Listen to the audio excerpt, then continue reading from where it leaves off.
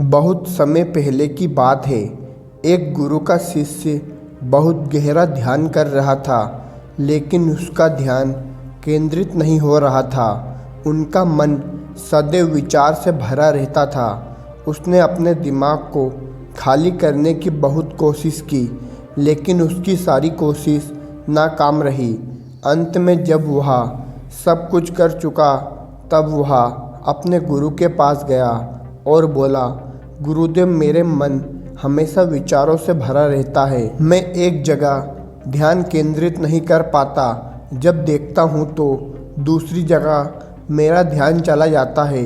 फिर तीसरी और चौथी चीज़ करता हूँ तो मेरा दिमाग हजारों विचार चलने लगते हैं और मुझे पता भी नहीं चलता कि ऐसा कब होता है।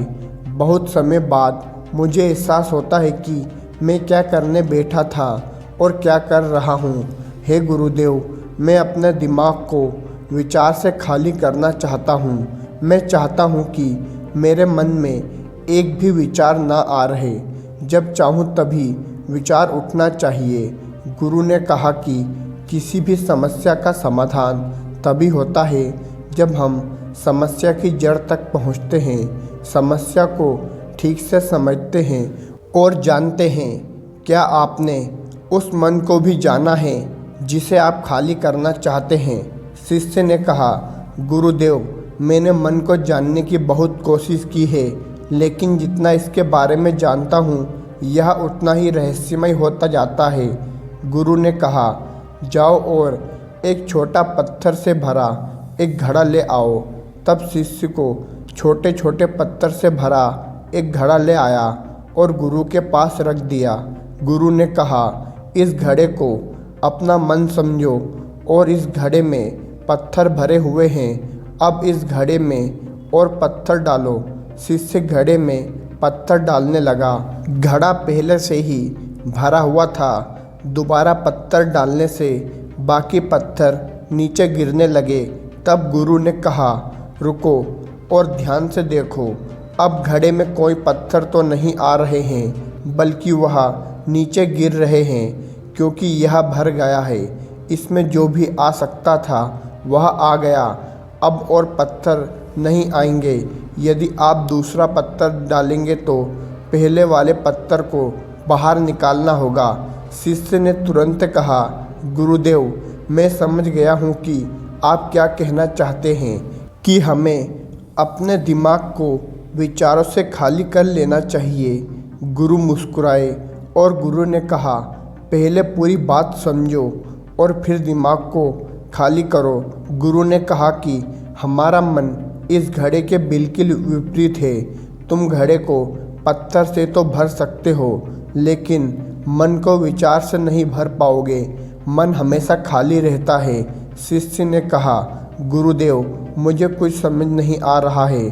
अगर दिमाग हमेशा खाली रहता है तो हम उसे खाली करने की कोशिश क्यों करते हैं? इसकी क्या ज़रूरत है? गुरु ने कहा, इस घड़े से एक एक करके सारे पत्थर निकालो। शिष्य ने वैसा ही किया और घड़े से एक एक करके सारे पत्थर बाहर निकाल लिए। अंत में घड़ा खाली हो गया। गुरु ने कहा, देखो, तुमने एक एक पत्थर निकाल लिया है। यह घड़ा खाली हो गया है। अब आप इस घड़े में कोई भी पत्थर डाल सकते हो, दूसरे पत्थर डाल सकते हो, या फिर दोबारा वही पत्थर डाल सकते हो। आप इसे आधा भर सकते हो या फिर पूरा भर सकते हो। शिष्य ने कहा, गुरुदेव, मैं भी ऐसा ही हूँ। मैं बता रहा हूँ कि मन को खाली करना है। ये पत्थर तो इन्हीं आसानी से निकल जाता है और घड़ा खाली किया जा सकता है, लेकिन मैं अपने मन को कैसे खाली करूं? गुरु ने कहा, इस खाली घड़े में एक पत्थर डालो और दो पत्थर निकाल लो। शिष्य ने यह कहा, ऐसा कैसे हो सकता है कि जब इस घड़े में एक पत्थर होगा तो एक ही पत्थर बाहर निकलेगा, फिर दो पत्थर कैसे निकाल सकते हैं? गुरु ने कहा, चलो ऐसा करो, इस घड़े में दो पत्थर डालो और चार पत्थर निकालो। शिष्य ने कहा, गुरुदेव, यह कैसे संभव हो सकता है?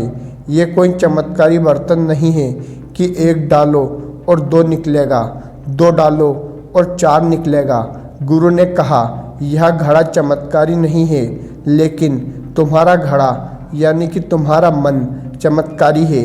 यदि आप इसमें एक विचार निकालोगे तो इसके पीछे 2 विचार होंगे। जब आप उन दोनों विचार को पकड़ते हैं तो उनके पीछे 4 विचार उभर आते हैं और वह खाली नहीं रहता। यह मन का भ्रम है कि सब कुछ है लेकिन कुछ भी नहीं है। शिष्य ने कहा, गुरुदेव, आप जो कह रहे हैं वह मैं समझ गया, लेकिन क्या मैं हमेशा अपने विचार के जाल में फंसा रहूँगा?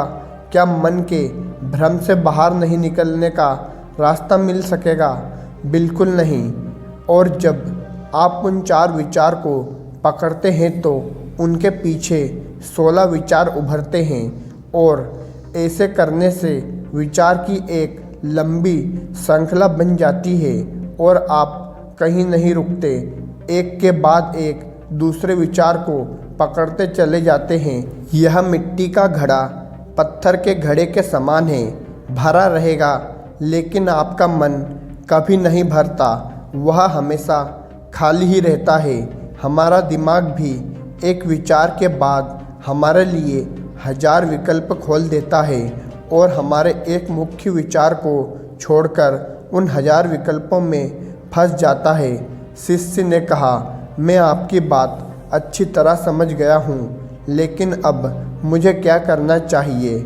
मेरा मार्गदर्शन करें। गुरु ने कहा, मन को जाल में मत उलझो, मन को खाली करने की कोशिश मत करो।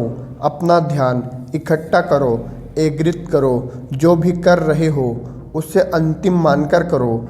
ऐसा करो कि बाद में इसमें आपको कुछ भी करने की ज़रूरत नहीं है। और जब आप किसी दूसरे विचार पर काम करते हैं तो बस उसी पर काम करें, कोई दूसरा विचार नहीं। मन के भ्रम से बाहर निकलना इतना आसान नहीं है, लेकिन अभ्यास सब कुछ कर सकता है। शिष्य ने कहा, गुरुदेव, मैं भी ऐसा ही करूँगा। यह समझने के लिए आपका बहुत बहुत धन्यवाद।